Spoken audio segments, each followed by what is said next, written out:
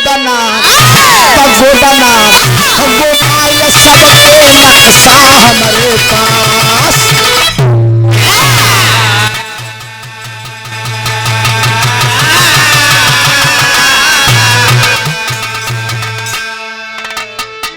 बिरहा सुने वाले पंचों, राधा से बड़ी जोगन कोई नहीं था। कन्हैया भगवान के जब राधा से मिले के मन हो, कहूं मल्लाह बन जाए, कहूं गोदनहारी बन जाए। देखा एकदम रसिक बिरहा प्रस्तुत है। सवेरे सवेरे एकदम मन विभोर हो जाए। कन्हैया बक्सा में नक्शा ला देन, गोदनहारी बन के बरसाना में गोदना गोदई जल्दी। तो बाबूजी टेरी के लाइन लगत बा, अद्धी टेरी लगत मार साहब। अरे बक्सा बक्सा बक्सवा में भारत बाना कसा।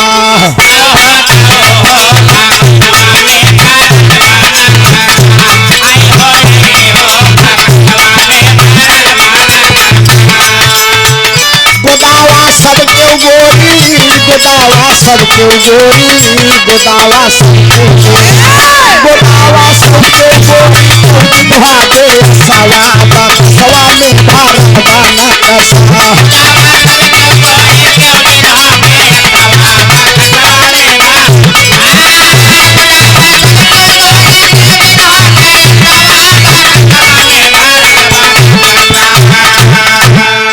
राधा ललिता विशाखा पूर्णिमा देखिन कहने गोदनहारी आवा ऐसे आवा। अरे का ले कहन हम गोदना गोदी थी, हेमा मशीन उसीन ले कहन का गोदाबू बक्सा कहन पहले उतरवा। ललिता बक्सा पकड़ लेन, कन्हैया गोदनहारी के रूप बक्सा धई देहन। आ ललिता कलाई बढ़ाई देन, कहन की तोहरे पास पशु पक्षी जीव जंतु के नक्शा बा। कन्हैया गोदनहारी के रूप में कहन पगलाई गए, यहाँ ऐसा गोदनहारी है कि बक्सवा में कौनो वैसा चीज नहीं न जेकर नक्शा ना हो। कन्हैया से ललिता कहन गिनावा, अगर निक लग जाए तो हम ऐसे इशारा कह दे, तू रोक दे भाई हम कहन गिनावा। कन्हैया गिनावा तो है चाचा तनी गौर करा देखा। अरे धरती धरा तल के जीव सब सारे, अरे हाथी सियार बाघ घोड़न का नक्शा। अरे कुत्ता बिलार ऊंट भालू जिराफ मूस सुअर खरगोश और गैड़न का नक्शा। छेड़ भेड़ साही नेऊ लकड़ बग्घा आला, लोमड़ी चटकार बैल गदहे का नक्शा। अरे कौआ चकोर मोर मुर्गी बटेरन, कौआ चकोर मोर मुर्गी बटेरन, बकुला या बुलबुल सारस का नक्शा।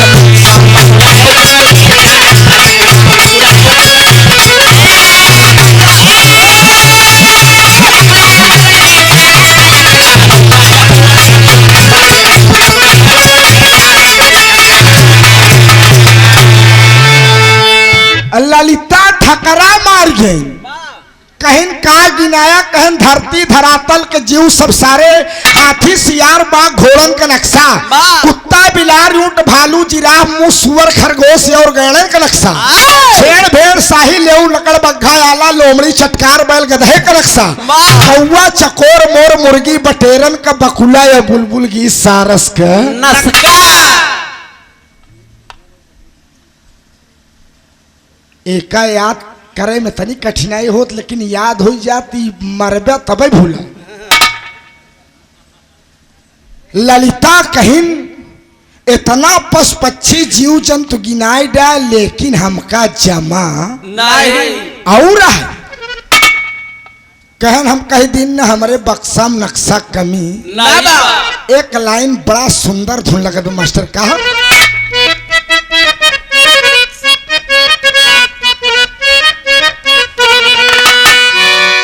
अरे कौन सहारा के, अरे कौन सहारा के गजरा हो गमा कैसा रीरा।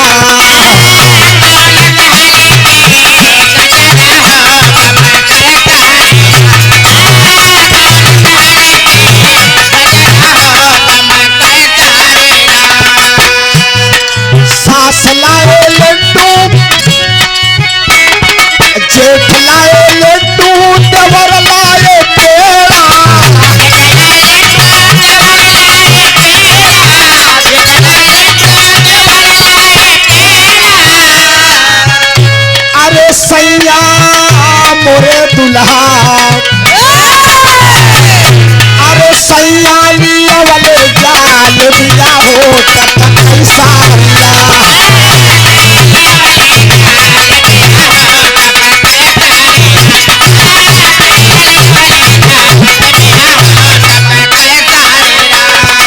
लेकिन कन्हैया ललिता से कहें, अरे मनवा में करा जिनफी करिया हो गोरिया ले तू गोदाई।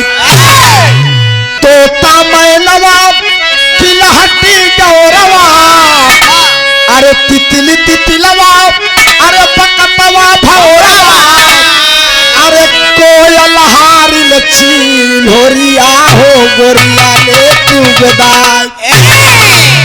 कहाँ बकत भौरा तोता मैना का गो इतने में पंचव गौर करा।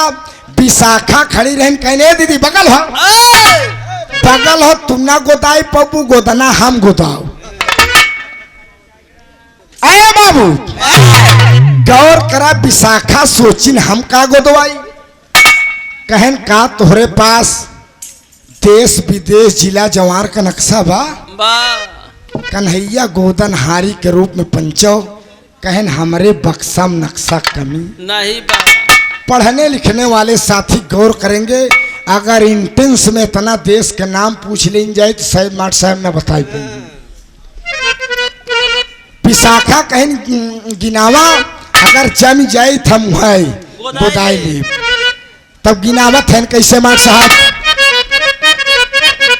अरे इटली जापान चीन रूस यूनान फ्रांस देखो न्यूजीलैंड और सिडनी का नक्शा। अरे काहिरा कंबोडिया और मास्को स्कॉटलैंड सिंगापुर पेरिस और पिटाउन का नक्शा। कोरिया शिकागो लैब कैप टाउन मॉरिशस पाराए जोरनियाद जार्डन का नक्शा। अरे लंका न्यूयॉर्क बम जर्मनी ऑस्ट्रेलिया का लंका न्यूयॉर्क बम जर्मनी ऑस्ट्रेलिया का पाक बांग्लादेश और भारत का नक्शा।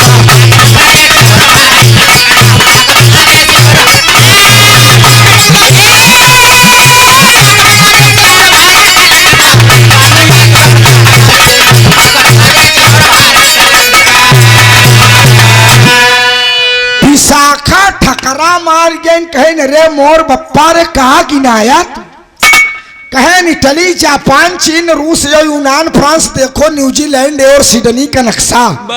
काहिरा कंबोडिया और मास्को स्कॉटलैंड सिंगापुर पेरिस और पिटाउन का नक्शा। कोरिया शिकागो लैब कैप टाउन मॉरिशस पारा जोरनियाद जार्डन का नक्शा। लंका न्यूयॉर्क ब्रह्म जर्मन ऑस्ट्रेलिया का पाक बांग्लादेश और भारत का नक्शा। हाँ नस्का नहीं नक्शा। सवाल उठता है तू लोग सोचा था भाई यार राकेश हम का लोग चूतिया बना होता है। कन्हैया भगवान के जमाने में इंग्लैंड पाकिस्तान कहाँ रहा। कवि ने समझने के लिए आसान तरीके में लिखा है जहां विश्व की सबसे सुंदर नगरी जिसका नाम है लंदन। लंदन पहले नारायणतक का बेटवा का राजधानी रही। रावण का बेटवा नारायणतक का राजधानी जेका पहले बेहबावलपुर कहा जाता रामर साहब। कवि ने समझने के लिए आसान तरीके में लिख दिया है। विशाखा कहीं देश विदेश गिनाई डाया काय अपने हिंदुस्तानों का नक्शा बा। जिला जवार ब्लॉक नक्शा बा। कैथौली उथौली नक्शा बा। कैथौली उथौली नक्शा बा। कहन हम कहीं दिन हमरे बक्सा में नक्शा कमी। एक लाइन गीत लगाता मार साहब।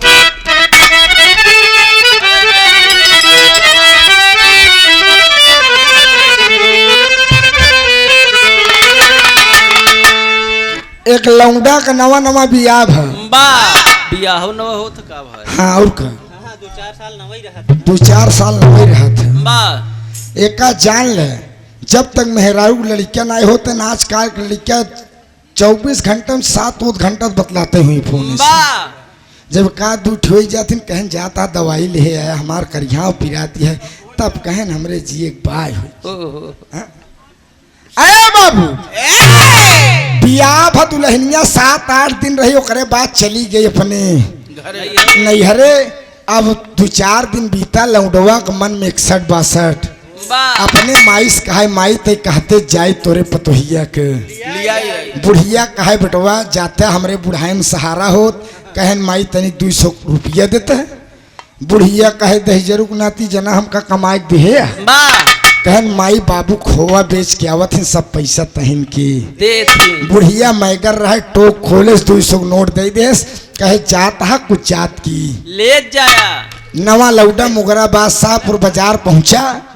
महाजन जलेबी काढ़त रहन कहन महाजन जलेबी का रेट दे कहन 80 रुपया किलो तो कहे 2 किलो दे 80 दुनैया 160 कहन 40 बचा कहन 10 आवत भाड़ा 10 जात बा 5 रुपया के एक बीरा पान जात के खाए लेते हैं 5 रुपया एक बीरा आओ बचा 10 कहन 10 रुपया सड़ुआइन की विदाई दे दुल्हन ले आई के चला है। कहन बुढ़िया मछिया बैठी रहा कहन अय्या पाँव लागी बा जिया कहन जिया मेहमान कस कैसे आया कहन अम्मा तुहार खिया लाग चला है। कहन मेहमान बड़ा जल्दी चलाया कहन अम्मा ले पूछत यात हम बतावत है आए है तोहरे बिट्टी क्या आना इतनी केवाड़े कोटे से बिट्टी बोले कहे बिट्टी ना विदा हो अहिरे के लौंडा काहे हाँ? कहा अम्मा बाबू 3.5 लाख तिलक दे बा ललकी बुलेट ऊपर से मार जाबे सही हो जाबे कर ये बुलेट नहीं कह सकते। बियाहे के शुभ माना जाते हैं। अरे वो हमारे भाग में रहे लड़की हमका मिली अरे बाबू कहा अम्मा इन्हान दहजरा के नातिन के सिलेंडर की व्यवस्था नहीं अम्मा ऊपर इस खाना बनवा थे हमरे बड़ी धुआं लागत अम्मा हम जाब हो ना उहे गीतिया लगे कांवर साहब अरे हम गवनवा नहीं जा अरे हम गवनवा नहीं जा अरे हम गवनवा नहीं जा अरे पीछे पड़ा लाया हीरा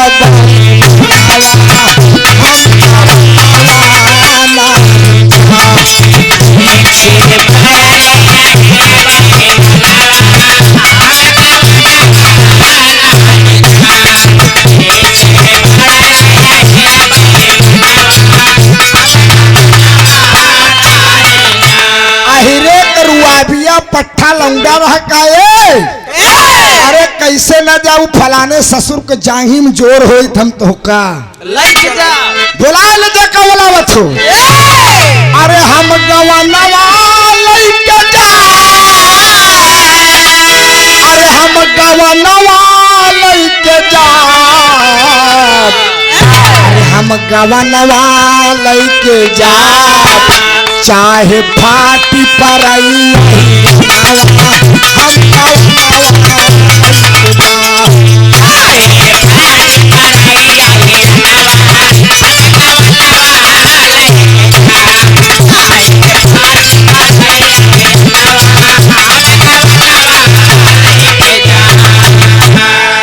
बिरहा सुनने वाले मेरे दोस्त विशाखा से कन्हैया भगवान के चीन नहीं पौध गोदन हारी के रूप में है कहना है सब नकसवा में छपल अरे सब नकसवा में छपल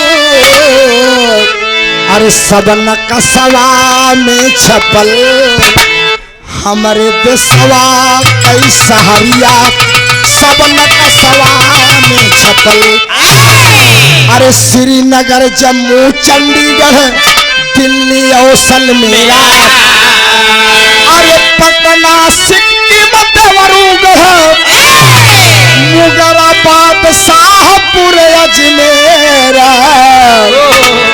कहन मुगराबाद शाहपुर कैथौली सबका नक्शा है बा कहन गोदौतू नहीं का गोदौतू बा अरे पूना नागपुरा सबका सवाल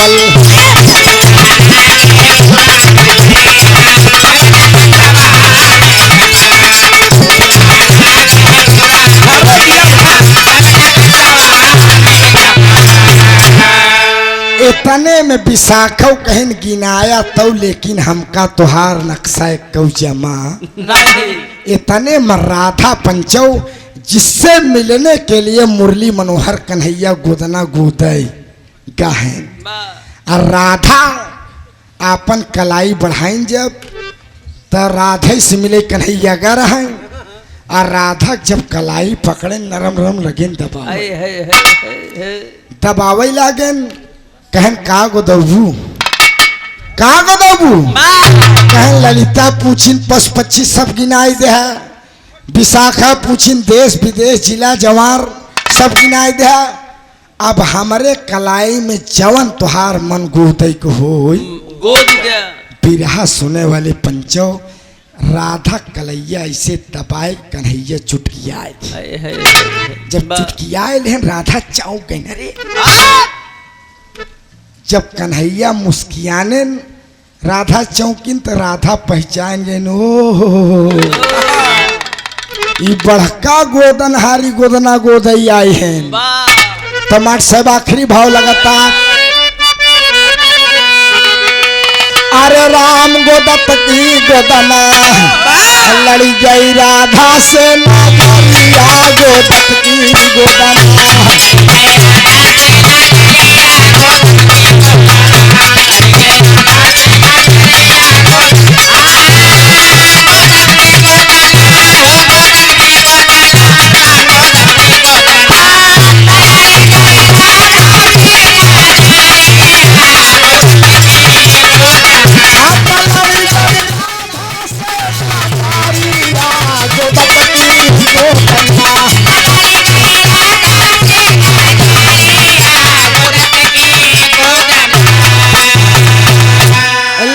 राधा से नजरिया गोदत की गोदना बिरहा सुने वाले मेरे दोस्त सीता से प्रेम किए सीताराम हो गए राधा से प्रेम किए राधे श्याम हो गए और चोरी चोरी प्रेम किए आशा राम हो गए तलड़ गई राधा से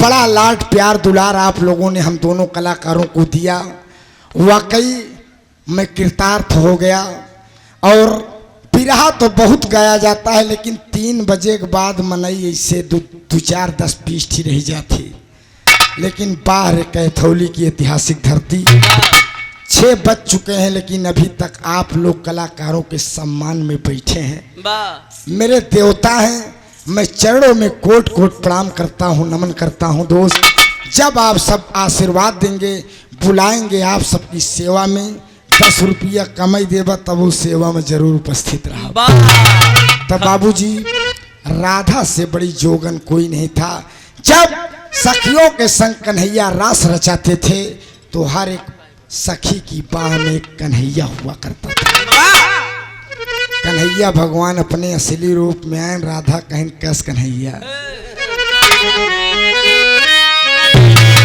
अरे स्वर्ग में आसन लाए गुरुवर मुन्नी लाल पंधा कथन किया कई फूल चंद्रमा शारद की बंधा अरे पकसवा में भरल बानक सा अरे गाँव राकेश पप्पू यादव से कसवा